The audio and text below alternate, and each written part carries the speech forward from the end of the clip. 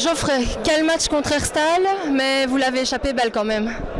Oui, voilà, je pense que tu as résumé assez facilement la rencontre. Un super derby, ça a été à 200 à l'heure contre une très belle équipe d'Herstal. Je pense que voilà, on a eu chacun notre partie de match et fin de match, les deux gardiens font un tout grand match et ça tombe de notre côté en effet. J'ai remarqué que vous jouez beaucoup avec les flancs, la balle ne circulait pas beaucoup. Je sais que Hicham Emrabet, votre nouveau transfert, est soulier d'or, mais est-ce pour ça qu'il doit tout le temps avoir le ballon ? Écoute, c'est une bonne question. En fait, je vais m'expliquer, c'est assez simple. On a eu une préparation vraiment délicate. On n'a pas su faire 2 matchs d'affilée avec l'équipe de base. Et ici, c'est vrai, voilà, j'ai essayé de repartir sur une base. C'est vrai que voilà, lui, il est très bon en fixation. Il est capable de jouer 60 minutes. Et donc voilà, j'avais un peu Laurent Père qui a une petite pointe à l'adducteur, Kev Ribocourt qui a fait une super rentrée et puis il se blesse au mollet. Donc on est un peu à court d'effectifs. C'est vrai qu'en première mi-temps, on a joué un peu stéréotypé. En deuxième mi-temps, on a essayé de mettre un peu plus de mouvement, de jouer en 2-2. Mais bon voilà, c'est vrai qu'il a joué tout le match. Et c'est vrai que voilà, en reconversion défensive, on paye un peu 2-3 erreurs, mais il est quand même important dans l'équipe, quoi.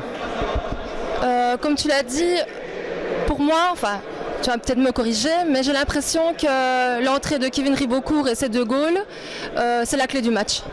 Oui, tout à fait. Moi, il y a peut-être 2 clés. Il faut dire que voilà, en première mi-temps, je pense que si on mène 3-0, ils n'ont pas grand-chose à dire. Il y a un but, moi je pense que c'est main. Le ballon il part dans notre vestiaire et elle change de trajectoire. Normalement, c'est faute. Et puis pour moi, il y a un penalty, mais là on verra mieux peut-être avec vos images. Et puis c'est vrai qu'ils ont vite fait 2 contre, ils ont vite mené à 4. Et puis en deuxième mi-temps, c'est vrai que voilà, on avait vu avec Kev que déjà il y avait un petit problème un peu dans leur axe central, on l'a fait rentrer et il met 2 goals directement, il était bien, bon maintenant il se blesse et malgré qu'on a encore été mené en fait de deuxième mi-temps, on a eu le caractère, c'est vrai que c'était pas toujours du beau mini-foot, mais voilà, la victoire était indispensable aujourd'hui. Une défaite, 2 victoires d'affilée maintenant, est-ce que Anu est enfin lancé ? Franchement, objectivement parlant, je ne pense pas. Comme tu as pu le voir aujourd'hui, il ne faut pas se voiler la face. On manque d'équilibre dans l'équipe. On n'a pas encore trouvé les bons réglages, on n'a pas trouvé les bonnes rotations, et on n'est pas à notre niveau par rapport à l'année passée. Donc ici, on essaye d'être bien en bloc. Mais écoute, on a pris 9 goals le premier, 4, ça fait 13 et 7, combien c'est 7 aujourd'hui. Ça fait 20 goals en 3 matchs. Je pense que l'année passée, on avait pris ça en une demi-saison, donc on ne peut pas être prêt. Est-ce qu'il n'y a pas justement trop de pertes de balles ? À vouloir toujours à toujours vouloir chipoter et tricoter avec les flancs.